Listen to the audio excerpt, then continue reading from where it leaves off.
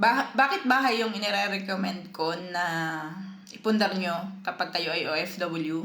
So, ito talaga, personal experience ko to.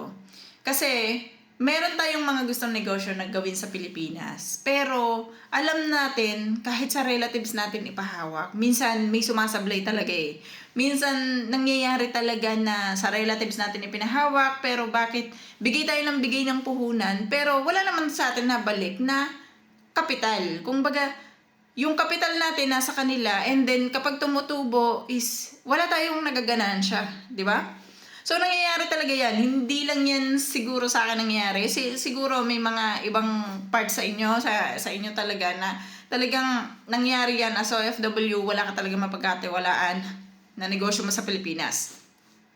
So, dahil dyan, nakaisip ako ng paraan na siguro para sa akin tong real estate property. And ang ginawa ko, way back 2017 is kumuha ko ng pre-selling na bahay. And then pagkuha ko ng pre-selling na bahay, binabayaran ko siya pero wala pa sa akin yung bahay. So 3 years bago pa siya na-turnover sa akin. And then after 3 years, pag-uwi ko galing sa Japan is na-turnover naman siya sa akin. And then noong na-turnover siya sa akin, dun na nagsimula. So parang naglagay ako ng tao doon, nagpaupa ako. Mura lang yung paupa ko at that time kasi bare type lang talaga siya, hindi ko siya pinaayos. So, nasa 4,000 lang ang paupa ko, up and down siya. So, sa Laguna to, location. And then, yun, siya yung tumira doon within, in 2 years. Tapos, nung ipaparenovate ko na, sinabi ko sa kanila na, sorry, kasi kailangan ko isarado yung bahay kasi ipaparenovate ko. And yun nga, pinarenovate ko siya, kung napanood nyo yung iba kong video. Meron akong sinabi doon na pinarenovate ko yung bahay. Gumastos ako ng galing sa loan. Totoo yun. And then, ngayon, nandoon yung bahay. Pero nandito ako sa ibang bansa. And then, parang bumibisi-bisita na lang yung kaibigan ko. And then, yung merong camera doon sa bahay. So, yun na lang yung pinagtitingnan ko. Para mabantayan ko yung paligid ng bahay. Para maano ko yung kung ano yung ba yung facility nila. Okay pa ba?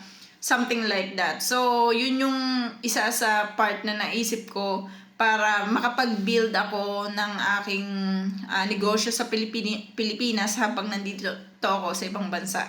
Kasi, syempre, hindi naman tayo habang buhay nandito sa ibang bansa. So, what if time comes na tayo ay umuwi na ng Pilipinas and then as OFW, alam naman natin nangyayari talaga to. Padala ng pera sa Pilipinas, pero pagdating natin doon is wala talagang bumabalik. 'Di ba? So tinulungan mo ang kapatid mo, tinulungan mo ang pamangkin mo, tinulungan mo kung sino man tinulungan mo na 'yan.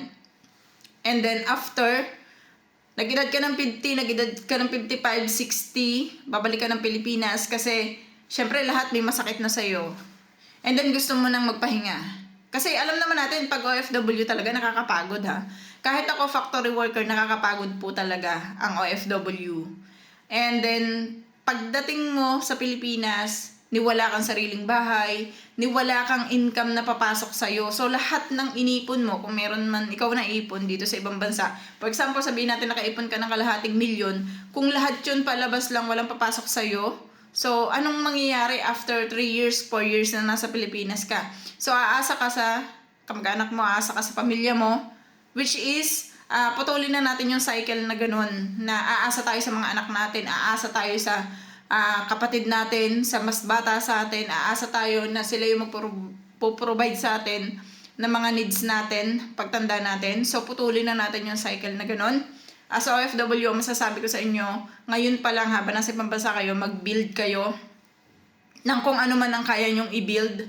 And then, pag nakapag-build kayo, at tingin nyo kaya nang i-sustain ng na-build nyo yung buhay Pilipinas, so pwede na kayong makapag-retiro kahit wala pa ang 60 years old. So, yun lang.